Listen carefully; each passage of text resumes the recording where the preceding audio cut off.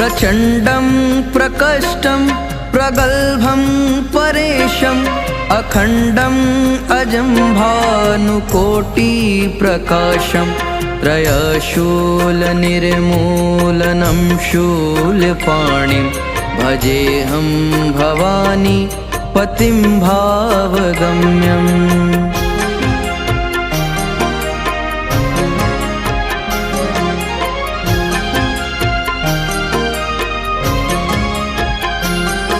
कलातीत कल्याण कल्पान्तकारी सदा सच्चिदानन्द दाता पुरारी चिदानन्द सन्दोह मोह पहारी प्रसीद प्रसीद प्रभो मन्मथारी।